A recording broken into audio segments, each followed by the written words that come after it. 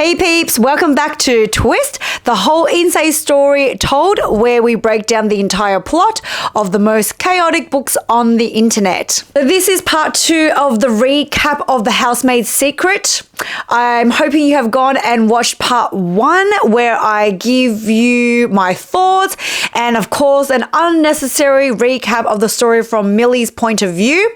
But if you didn't watch it, let me give you the fastest recap of all time. Millie is back from the housemaid. She is again working as a housemaid, but this time she doesn't have to live there with the annoying rich people. But that doesn't mean she can't keep herself out of trouble, because that is who Millie is. We've jumped a few years forward from book 1, and in those few years, Millie is still an idiot, but she's an idiot who is studying to be a social worker now, at least. She finally got the attention from Enzo. If you have watched the first book, you'll know she tried to make a pass at him, but he said no. This time though, he has said yes, and they dated and fell in love even. Unfortunately, he had to leave to go back to Italy to look after his sick mother, and so she moved on with the beigest man on earth, and his name is Brock. She now works for Douglas and Wendy Garrix, who are rich, and they live in the Upper West Side in New York City at a very expensive penthouse that she cleans and cooks in. Now, one thing leads to another, and you find out that Douglas is abusive, very much like a copy and paste from the first book, as you'll see, but keeps Wendy under lock and key in disguise to say that she is sick, and that's why the excuse is Wendy is under house arrest, pretty much because she can't go out and she's unwell and Millie needs to stay away. Please check your trigger warnings, because there will be some on DV here. So read cautiously or maybe continue watching. I won't go too much details into the DV in this one. There was a little bit in the last one, but there will be some mentions of it as you'll see as we get along. So just be careful as we embark on this story. We know Millie does not stand by and do nothing when she knows that a wife is being abused by her husband. So she tries to intervene and gets Wendy to leave her husband. They plot and scheme so that on a day that he's not around, where he's off at work or gone overseas or maybe gone somewhere else, I don't know, out of New York City at least, they try to make an escape plan and it doesn't really go well, and Wendy is back at the house. Now, once Wendy is back at the house, the violence from Douglas escalates, and there is a moment where Millie walks in on Douglas trying to choke his wife, Wendy. Now, rather than Millie doing the smart thing, which is call the police if you see this sort of thing happening, she intervenes and she unfortunately gets a pew-pew that is lying around in the house, and she uses it on Douglas, and he is now unalive. Finally, Wendy is free, but rather than being forever grateful to Millie, Wendy now tells the police that it was Millie who unalived her husband, which I guess is true. But the other thing is, she also says the reason why she unalived him is because they were having an affair. And when Douglas went to break up with her, rather than taking it like a big girl, she decides to unalive him. And that's the story that she's giving. Now, as we ended on the last recap, Millie's world is now collapsing. There is a lot of evidence against her that sort of points the finger at her, including her fingerprints on the pew-pew that was used to unalive Douglas, unfortunately. Brock, her boyfriend, now doesn't want anything to do with her, has found out about her criminal past, and he is not up for dealing with this.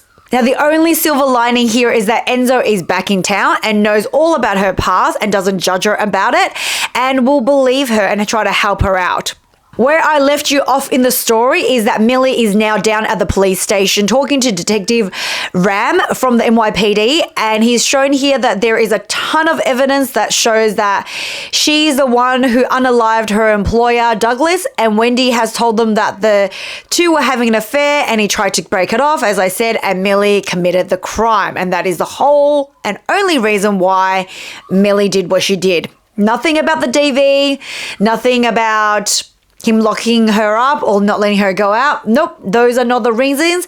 In fact, Wendy says that he's been a fabulous husband and Millie is the one that is in the wrong. Now, like most of Freida's book, there is more than one point of view. The first half of Millie's, we're about to move into the second half and switch over to Wendy's point of view. But before we get into that, there is more interesting thing that I need to tell you that happened to Millie. So obviously Millie gets home from the station and she's told by her landlord that she needs to evacuate her house because she is now too much trouble and she's about to be homeless and kicked out in a week. So rather than doing anything about it, Millie is like, fine, I don't care, life is so down, I'm just gonna sit here on the couch and watch TV. Now, while she's watching TV, the news is on and there is news obviously of Douglas being unalive now because he is quite a important person in the tech world and he's rich and he's famous. And then you get Wendy, who is on the news talking about the crime. Her eyes are bloodshot and puffy. However, the bruising that she got from Douglas basically applying a lot of DV to her is miraculously not there anymore and it's all gone and she looks perfectly fine except for the fact that looks like she's been crying. Either she's got really good cover-up makeup on or there is another reason for it, which, you know, because we're in a Freida McFadden book, we know there's always going to be another explanation apart from it's just good makeup. Now, this is what Wendy says as she's on camera talking to the news anchors. She says, my husband Douglas was an incredible man. He was kind, brilliant, and we have been planning to start a family together soon. He did not deserve to have this life cut short this way. Now, Millie's like, how could this woman be talking about this man like this after what he's put her through? Then the screen flashes to a photograph of Douglas and Millie is shocked because the photograph, looking back at her, is actually not the Douglas Garrick that she knows. In fact, this man is completely a stranger to her and looks quite different and she doesn't know. Now, if the real Douglas is unalive, who did she pew the night before? I have to say this twist was quite surprising to me. I kind of knew that Wendy was not going to do right by Millie by the way she was acting, but I did not guess that Douglas was not Douglas. I thought Douglas was just maybe in on the plan and there was something else going on, but it turns out the real Douglas is actually gone. Obviously, Wendy was faking all the DV, but this one is quite interesting as we unravel along to tell you and explain to you why there are now two Douglases, it seems. Let's tap now into the crazy mind of Wendy, who was basically a nobody. Not just a nobody, but a broke nobody. But give the girl some credit because she definitely knows how to secure herself a rich daddy. My ongoing issue with this author though is the characters. None of them are particularly likable and they rarely feel like real people. Instead, they come across as more exaggerated cartoon versions of people that are in real life, much like maybe a Disney's cartoon where there's, you know, princesses that are pure and villains that are just off the rails. Now, I would say Wendy in this book is portrayed pretty much like a Disney villain who has zero layers and zero depth, very much like watching a messy reality show. But I guess I'm digressing from the actual story. From Wendy's point of view, she remembers back 4 years ago. Wendy is at an art exhibition, but she's not there for art. No, she's there to trap herself a millionaire or billionaire. And his name is Douglas Garrick. This man is one of the wealthiest men in the country to date, but dresses like he picked up all his clothes from Walmart. He's basically a cheapskate in Wendy's eyes, a real fixer-upper, but it's okay because he at least has the money and that's really all that matters, and she has the skills to make him into the man that she wants. Now, the real Douglas actually is quite nice in the book. He really does fall in love with Wendy and she just goes along with it and lets him fall in love with her. After a year of dating, Wendy still can't get this man to get any classier. He still dresses like a schlob, and instead of losing weight that she's trying to get him to lose, he actually has added on a few kilos or pounds, whatever you like to use in the metrics. But her plan to live in a luxurious lifestyle must go ahead and move forward. So now they're engaged and they're quickly moving on to marriage. Now, Douglas has a bestie who is also doubles up as his lawyer. And this lawyer guy does not like Wendy, does not trust him. He's got his gold digging radar on and he's very much on the ball and knows what Wendy is really about. And I totally don't blame him because it's very obvious what her intentions are. Douglas might have been trapped by Wendy's womanly ways, but Joe the lawyer hates her and has convinced Douglas to get her to sign a prenup before the wedding, which is very sound advice in my opinion. Should this marriage end in divorce, Wendy won't be able to get her grubby hands on any of his assets, but he will give her $10 million, which really isn't a bad deal if you think about it, because there is no time frame. You can literally get married today, divorced tomorrow, and you've got $10 million. Cha-ching. Even with this generous offer though, unfortunately our Wendy girl isn't happy at this point in time. $10 million isn't enough for her, and she isn't wanting to divorce Douglas at all. So she signs the paperwork and they go on their merry way. Now, fast forward a little bit, they have now been married for a year. Wendy is absolutely sick of living with this man in their teeny tiny 3-bedroom apartment. And yes, they do have another holiday house at Long Island, but she wants flashy. She wants luxury. So she wants this penthouse in New York City, which actually Douglas agrees to buy. Like I said, he's actually quite a nice man and goes along with lots of her plans because he truly seems to love this woman.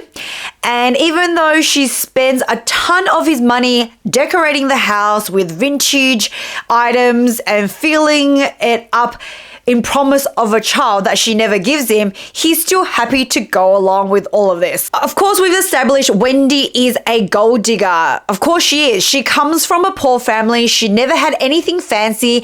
She's only ever had hand-me-downs and she hated it. She's always wanted to be fancier and thought she deserved to be rich and fancy. And not that she's going to better herself and actually try to make it on her own. She will just marry for it. Like I said, very much a one-dimensional, very stereotypical gold digger we have here. So she now has the rich husband, the lovely penthouse. She doesn't work, and all she does is pretty much spend her time having expensive lunches with other wives that also don't seem to be working, but she is still not satisfied. In fact, she's so over Douglas. Whilst Wendy is having lunch with her friend Audrey, she loves a gossip session. She tells her about this lady named Ginger Howell who divorced her husband recently, and Ginger's husband was not a nice guy. He was controlling and potentially abusive, but Wendy, on the other hand, thinks that this take control attitude is actually quite sexy on a man because she's a weirdo. Then she finds out that there's this girl or lady who used to work as a housemaid for Ginger, whose name is Millie, Kawinkadink, and she helps her escape her husband. And now you see where this is going. Wendy's like, oh, there's a lady out there that is quite ruthless and will get rid of husbands for you if they think that they are a abusive husband? Okay, I'll keep that in my back pocket for later maybe. Now, as we said, Douglas is not the perfect man. He is a little bit chubby, he dresses badly, but he does love Wendy and tries his best to please her. And now she lifts off all his issues, but really to me are not really all that bad. Like, he uses a lot of toilet paper. He eats food from the containers in the fridge rather than putting it on the plate, and doesn't eat with the correct forks at fancy restaurants. My God, call the police. What a monster. What a perfect reason to get rid of this man. But these are her gripes with him all the time. Ginger's husband, on the other hand, who is really a monster, broke her arm once. Wendy's husband eats Nutella from a jar. You know, so the two are same, but maybe different. Now, because Wendy is so not into her husband anymore, she's not fussed at all that she's not getting pregnant with Douglas's baby, even though he really, really wants to have a child. In fact, she has actually no intention of getting pregnant whatsoever. They're 2 years into the marriage, and Wendy is now trying to put Douglas on a lettuce diet and trying to force him into losing weight. But instead, he goes off to the KFC. Now, it's at this moment Wendy has decided she can no longer be faithful to him because this man likes to eat KFC and therefore I can no longer stick by him and there is no more loyalty. You are gone to me, right? That's what she's thinking. And she's lost all respect for this man. Wendy is a horrible woman, as we can see, and the author really wants to, drive it down your throat that we are not to like her because that is how subtle Freida is with her writing. So what does Wendy do? She drowns her sorrows by going shopping for antiques. And while she's going to go shopping, she bumps into Mary Beth. Now, who is Mary Beth? Mary Beth is actually Douglas's loyal and sweet receptionist. She's in her early 40s. She's blonde with grays in it that she clearly doesn't take care of, as Wendy notices. And she doesn't even seem to be taking care of herself that well. She's a little bit on the frumpy side, as Wendy will think. Now, the only thing Mary Beth seems to be going for her is the fact that she's married to a hottie patootie who conveniently sells antiques, and Mary Beth tells Wendy about it. And so Wendy goes down to the antique shop, and this is where she meets Russell. Apart from buying antiques from Russell, she now decides Russell is hot enough and she's going to start sleeping with him on a regular basis because from a physical perspective, Russell's is exactly what Douglas is not. And she wished that Douglas was the image of Russell, but obviously Russell is not as rich as Douglas, so that is the problem. Russell is fit, he dresses well, and also he loves fancy restaurants and knows how to use his forks. And like I said, unfortunately, all things are good, but he has no money. But not to worry, because if she gets divorced, she'll get $10 million. And although it's not as much as she wants, it is a good starting off point for her and Russell to start a brand new life together. Now, after 6 months of rompy-pompy with Mr. Russell here, Wendy thinks, I think I'm falling in love with him, which I doubt because I'm not sure that this lady is actually capable of loving anyone but herself and money. Now, in these 6 months, she basically sleeps around and then they go out to fancy restaurants on Douglas's money and dime. But not this time. They're at a restaurant and all her credit cards have been cut off and they no longer work. That's right. So at least Douglas isn't a fool. You don't get to be a millionaire or even a billionaire and this important without some brains in there, right?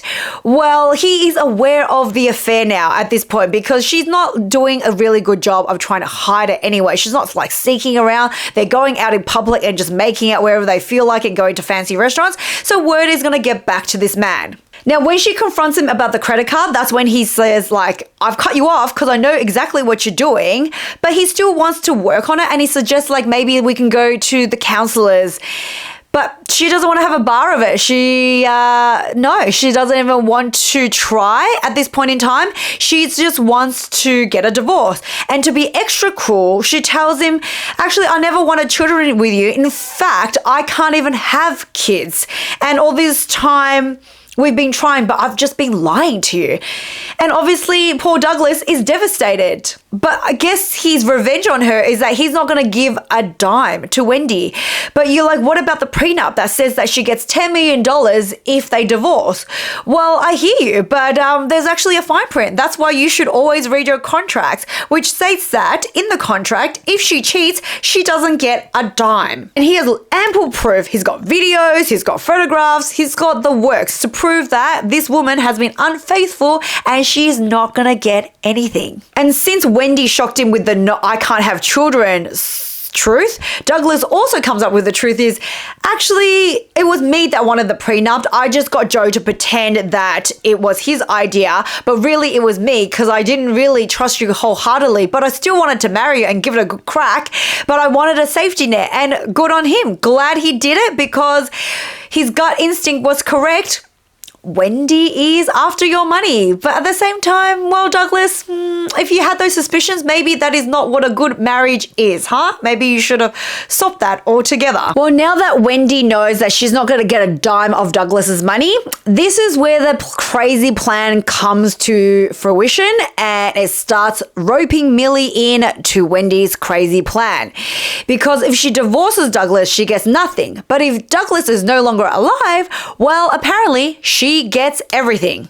Now, 4 months before Millie comes into the picture and is injected into the store or into their lives, you find out that Douglas is about to put the penthouse on the market. She's going to basically be left with nothing at this point in time. Douglas hasn't even been living in the penthouse with Wendy for all this time. He's basically staying at their Long Island house and doesn't want to have anything to do with her. Russell at this point is in love with Wendy, is willing to leave his poor wife Mary Beth and marry her and be living happily ever after with this woman. But no way is Wendy going to be left with nothing, when really she would be middle class with Russell, as he does at least own an antique shop and he does make money. But we know that is not enough for our Delulu Wendy. Wendy could hope that at 42, Douglas has a heart attack or something, but that's wishful thinking. No, she needs another way, and then she remembers Millie at this point and what she does for women in DV situations to help them escape and even take sometimes drastic measures if necessary. But obviously, Douglas would never lay a finger on her, so it couldn't be Douglas that's going to be the one trapped, right? So you know where we're going with this story now, and rope in Russell. So this Wendy must have very awesome womanly ways about her, because first she seduced Douglas and now she's about to seduce Russell into pretending to be Douglas. And at this point, you know exactly who the Douglas is that Millie meets and thinks is the real Douglas Garrick, when really it's just Russell all along. Now, everything that Millie goes through that I talked about in the recap in part 1 is all planned and orchestrated by Wendy with the help of Russell. The bruises she saw were fake. All the messages that Millie received from the burner phone was from Wendy herself. Even the clothes that Millie was washing were brought by Wendy brand new, which is why at times Millie was thinking, that is so weird that I'm doing laundry and they look so clean and unsoiled. That night where Millie thought she unalived Douglas, she actually pew-pewed Russell with blanks. And once Millie left the apartment, the real Douglas arrived afterwards, because for this plan to be complete, Millie needs to think she was the person that unalived the man of the house. Check. Now the real Douglas needs to be gone and disappears so that Wendy can get her grubs on the money, and then Millie will be basically framed for doing the deed. Now the plan was, Wendy told Douglas, come over to the penthouse now. I am ready to divorce you and sign the paperwork, because she has been reluctant this whole time, because she was like holding out to see what else could happen, because she doesn't want to be poor and she got to at least live in the penthouse. And now while Douglas has been lured into the penthouse, you had Russell hiding in the kitchen with the pew-pew ready to do the deed. Unfortunately, Russell is not comfortable doing it, and he freaks out and he backs out and can't go through with the plan, even though they've been planning this for 6 months. So in the end, Wendy is the one that actually pulls the trigger. Even though just before she unalives Douglas, he tries one more time to salvage their marriage, and he says he still loves her and doesn't really want a divorce and he wants to work on it. But so that the author is certain that you are going to hate this woman by the end, that when he does that, she just literally just rejects it, because she is that Disney villain. I can understand why some readers aren't particularly impressed with Freida McFadden's writing here. It's definitely a readable book and easy to fly through, but it's not exactly the most sophisticated or nuanced styles of writing, is it? Now, you saw how the story has unfolded to this point where Millie is being framed, but how does it end? How does she actually get out of it? Well, to find out, you can go read the book. Thank you so much for listening. I will see you on the next one. Just kidding. Obviously, I'm just kidding.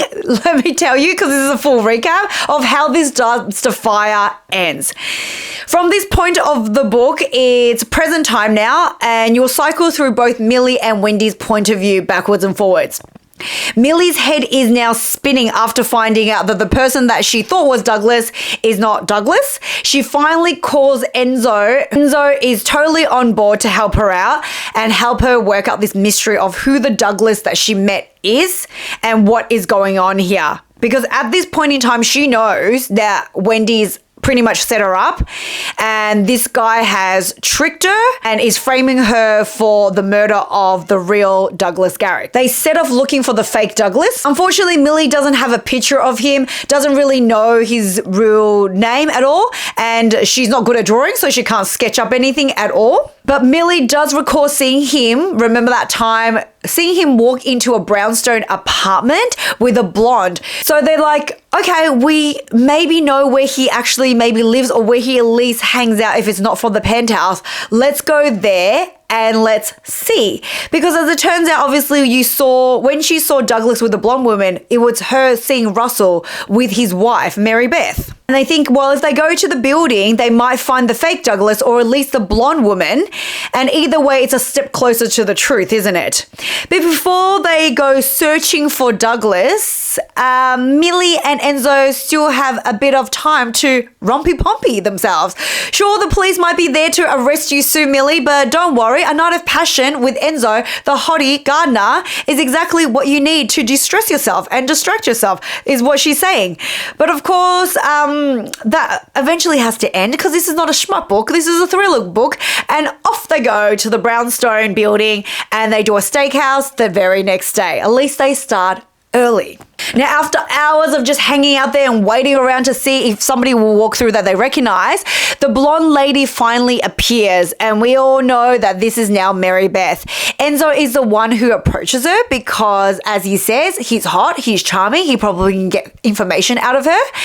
And even if he thinks that himself, it turns out to be quite true. Now, at this point in time when Enzo's going out to help him, Millie's having these thoughts like, you know, I should trust him because he's going out of his way to help me. But at the same time, he's got this dodgy past and I don't know if I can trust him. But I don't know why actually Millie has these thoughts at all because, like I said, like lots of things in the book, these thoughts that she has doesn't eventuate to anything at all.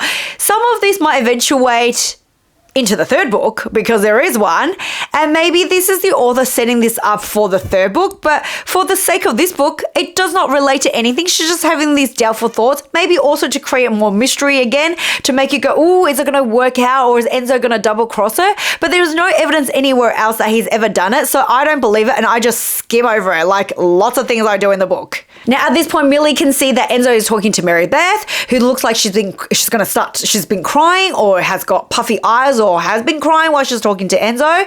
But then at the end, she smiles at Enzo and you see her face brighten up because remember, he is charming and now he's got the information that they need. Now, Enzo finds out that Mary Beth is the assistant to the real Douglas and she is the wife of the fake Douglas and his name is Russell.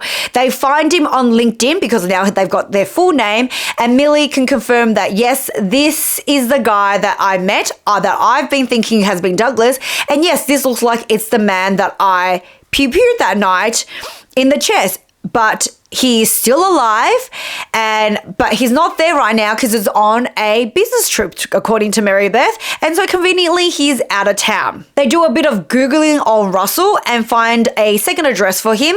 The man isn't rich, but he can afford a lake house. At this point in time, Millie really wants to go down to there to confront the scum, but Enzo is a bit more level-headed and be like, oh, that's probably not the best idea, as we need to gather some evidence and now involve the police in this, which is correct. Try not to solve everything yourself, Millie. Maybe try to get the police to help you. But before anything happens, Brock, her ex, calls her. Now, Brock is calling for a couple of reasons. One, he actually apologizes for abandoning her. Rightly so, man, you should have. But that doesn't mean he wants to get back together, because he's still adamant he wants, a straight and narrow beigey girl. He doesn't say beigey, but we know what he means. But as an apology, he's going to pass over some bad news. Fantastic. It appears that the police have searched Millie's apartment and found the clothes that she was wearing on the night that she used the pew-pew. And they have found that there's residues on her clothing, but proves that she shot the pew-pew. The police are basically on their way now to her apartment to arrest her, because the evidence is just substantial and it is damning at this point, which makes the situation very desperate for Millie. Millie is now determined to go confront Russell, but with no plan. Enzo is like, please do not do this. It is the worst idea. However, at this point, Millie is not a planner.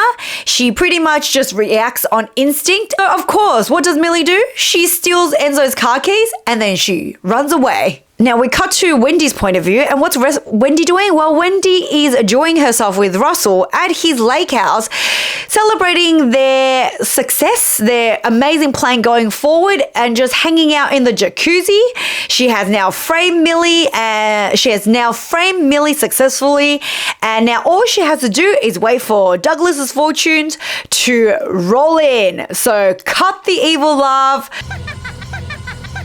This evil villain has succeeded, but as we know, like a Disney movie, the villain never wins. They're sitting in the jacuzzi, they're sipping cheap bottles of champagne because that's what Mary Beth likes and that's what there is in the house. Now, Russell at this point points out a lot of things that Mary Beth likes, and he's talking about her a lot more than he used to. And Wendy is noticing this trait that, why are you now talking about your wife a lot more? Which isn't a great sign when he's trying to reminisce and talk about all the good things that his wife has. Isn't he meant to be in love with her? Maybe because he saw you pew-pew your ex-husband, he's now having second thoughts. I don't know. I mean, he did witness you unalive your late husband, not even have a remorse about it. In fact, you are now sipping champagne about it. So he's probably thinking, if you're going to do that to Douglas, maybe one day you'll do it to me, because Russell, you're not special. Even if you're hot, you're not special. Now the champagne runs out, but luckily there is a bottle of wine on the kitchen table. Unfortunately, Russell isn't as gentlemanly as Wendy would like to be, and he doesn't offer to go and get it for her. Instead, she has to now get out of the jacuzzi and go get the wine herself, which is not what she expects from a man. But she does it anyway because she wants to get more buzz, I guess. Now, the wine is a bit cheap, but better than nothing. But as Wendy returns to the bathroom, she notices that one of the windows in the cabin is wide open. But really, that could have been open before. She's not too sure, so not to worry. Alcohol is calling. She needs to go back to the jacuzzi and enjoy herself. And as she's walking in, poor little Russell is sobbing like a baby. He can't believe what they have just done. Pull yourself together, Wendy snaps at him. She shows zero remorse here, which has been her consistent character trope. So, I'm not even surprised for the whole entire book that this is the way she is. And she thinks, well, the only way to solve it is for us to get a little buzz on and let's drink the wine.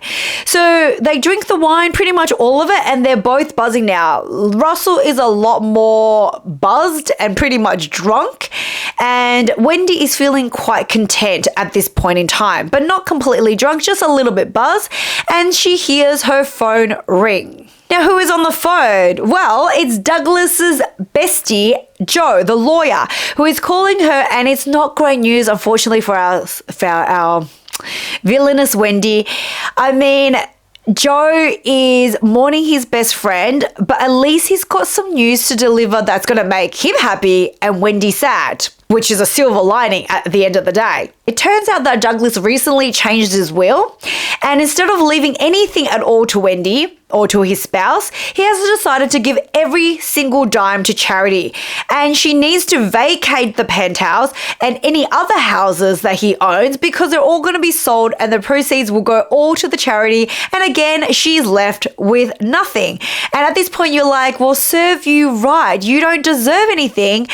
You haven't done anything to earn it. In fact, you have been a real twat. So no, you don't get money for doing nothing. But she is adamant that she's going to fight it and she's going to win. But I'm going to say, good luck, girl, because you're not the one with the resources anymore. Now, things just go from bad to worse because the phone rings again. This time it's the New York Police Department. The update from them is to say that they can't find Millie and they can't arrest her, which makes sense because she's probably on her way now to the cabin anyway because she's stolen Enzo's car and that's where she's headed. But that's not the worst news. The biggest news is that the building manager of the penthouse, who has been away on leave, is finally back and he has access to video surveillance cameras of the building, and especially in the back building where everybody seems to be exit and entering from. Wendy has always thought though that the cameras at the back hasn't been working, but it turns out that sweet old Douglas had donated money to have those ones installed, but they're kept out of sight because they didn't want the residents to feel like that they're being watched, which doesn't seem quite right that to have hidden cameras there, because I feel like that would be a little bit an invasion of privacy, and rich people won't like that privacy sort of, violated. But again, this is a book by Freida, so logic doesn't have to make sense there. We're not going to go into it. We're just going to move on. But having the footage from this camera actually shows that Douglas hasn't been in the apartment for a really long time. So he couldn't have been meeting Millie for like rendezvous and having an affair despite what the text messages are saying. So those two stories are now really inconsistent. And then also on the night that Douglas passed away, he didn't show up at the back entrance until you saw Millie leave the building from the front. So now they're like, well, Millie wasn't even there. So it could not have been Millie, right? Which is why they're now like, well, Wendy, where are you? Because we need you to come now down to the station and we've got some questions for you. Without saying anything, Wendy just quickly hangs up on the cops, which is a brilliant move because nothing is suspicious at all. But, she could at least say the phone cuts out, but she hangs up on the police. And she is now feeling quite nauseous, quite dizzy after those two phone calls because things are definitely going down the spiral and it's not looking good. Now, she'll quickly go back to the bathroom because Russell's there and she needs to tell her and update him. But unfortunately, it's not looking good for Mr. Russell. There's a gaping wound across his throat and his eyes are staring straight ahead and non-blinking. So we say goodbye to Russell at this point. He's no longer going to be able to help you. He's no longer even going to be able to be punished for what he did, but I guess he is punished because he's lost his life. Now, is it Millie that has done it? Because Millie's on her way. There was a opening of the window as she had come in through the window and conflicted her revenge on Russell, and now Wendy is in danger.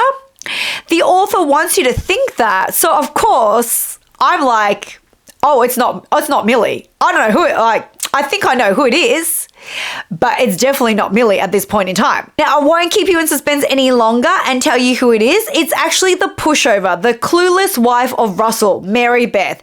Suddenly, Mary Beth is a badass with zero character development, and suddenly she's capable of this revenge plot. She didn't plan anything. You didn't see her, get any angry. You just see her sobbing sweetly to Enzo, and now suddenly she is willing to do this. And we just have to accept that as readers of Freida McFadden, that Wendy, when we've always been told is a pushover, does anything anybody says, but now she is capable of doing this. She appears in front of Wendy and threatens her because she's got a knife in her hand, and Wendy, you are buzzed, you are not thinking clearly, you are in big danger.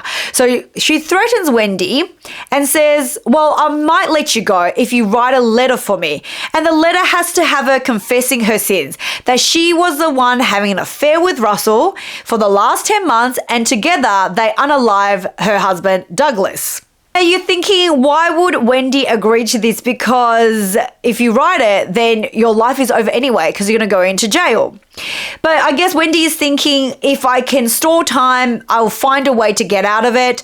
At least I'm still alive and not sitting in jail, but alive. And therefore I could flip this around. So I'm going to confess. I'm going to do what Mary Beth tells me to do right now. But Mary Beth is not going to slit her throat. There is no need because unfortunately our Wendy girl is actually not going to make it through the night. Remember that bottle of wine in the kitchen?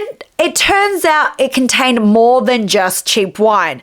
Douglas used to have a health condition for his heart and was taking medication called Digonix,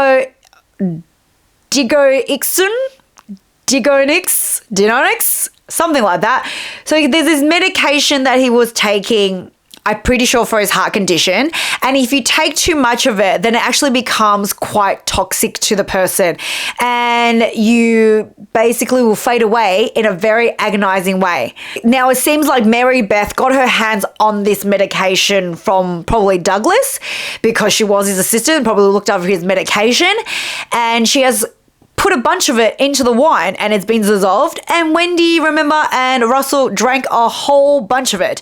And therefore, Wendy is basically digested all this drug to the point of dangerous intoxication, and she won't be lasting more than 2 hours.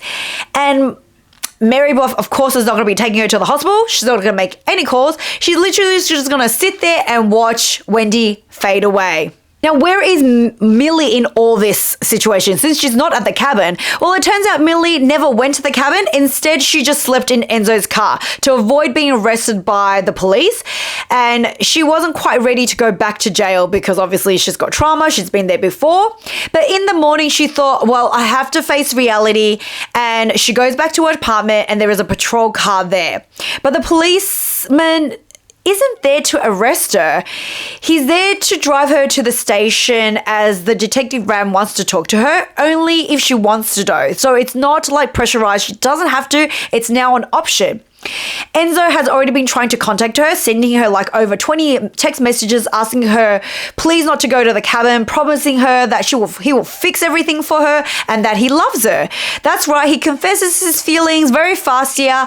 The author must be running out of word count at this point in time, and it's a fiery rush to the end of the story, and everything needs to be wrapped up now in a pretty little bow. The news is now reporting that Wendy has self-exited and has confessed to doing everything that is bad, including getting rid of Russell too. Detective Ram knows that Millie was set up, so why is she at the station?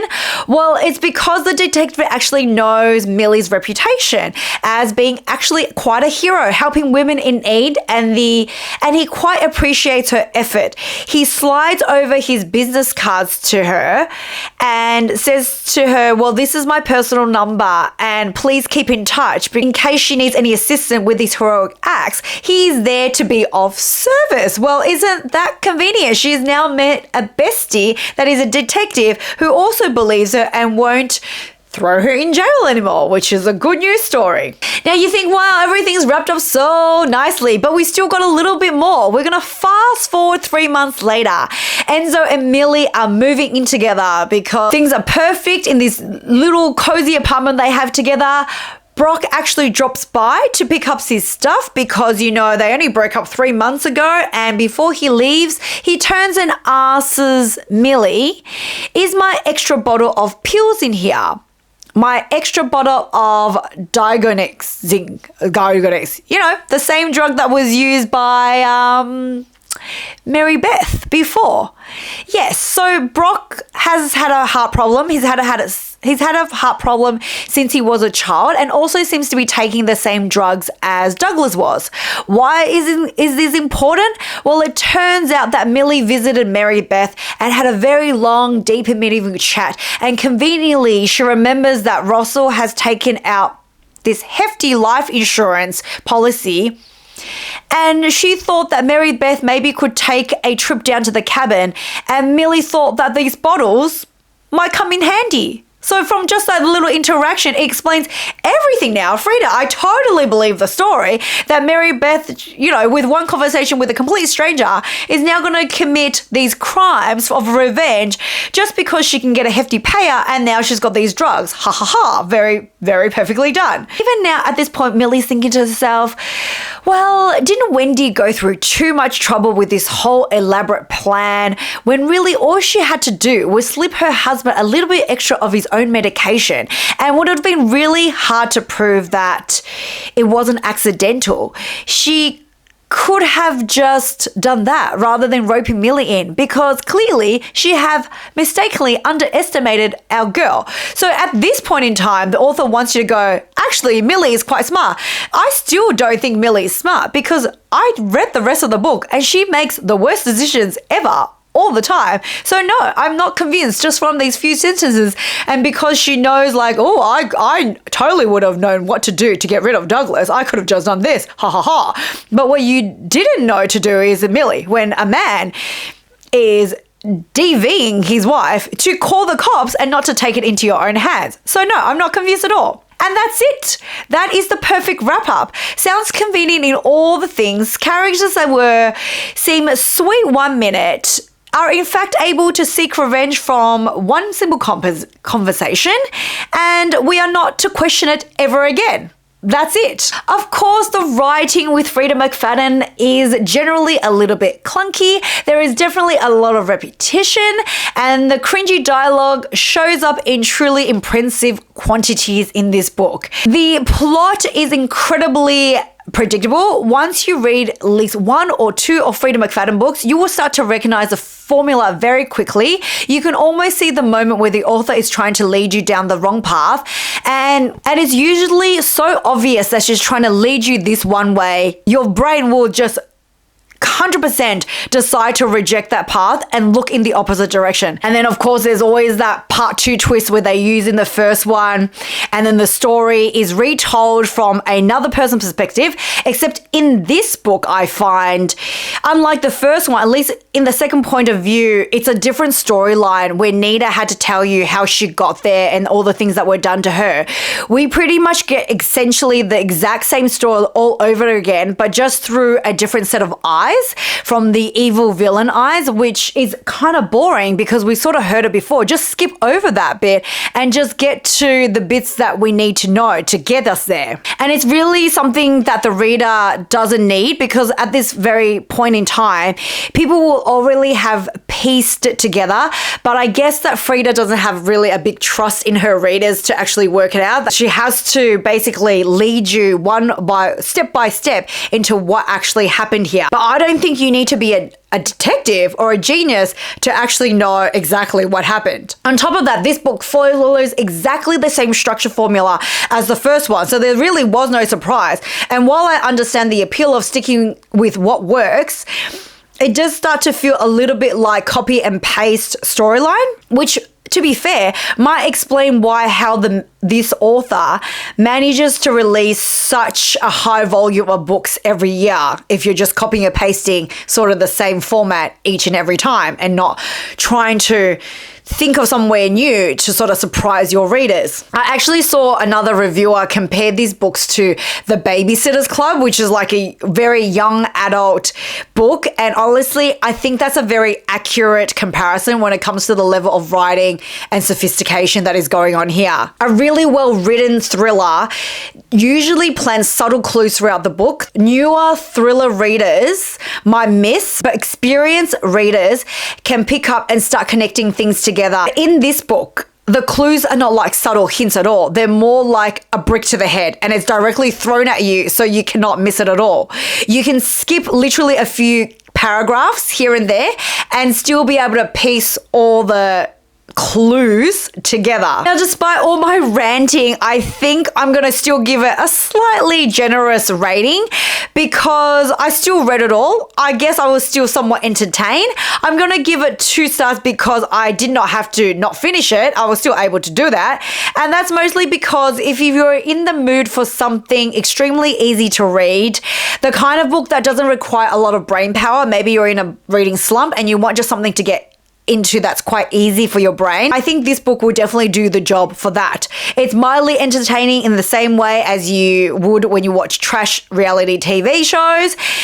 You know that it's not going to be very high quality, and there's definitely not going to be high stakes. Generally, things wrap up quite well, but somehow you'll still end up reading the whole thing because it's easy to do so.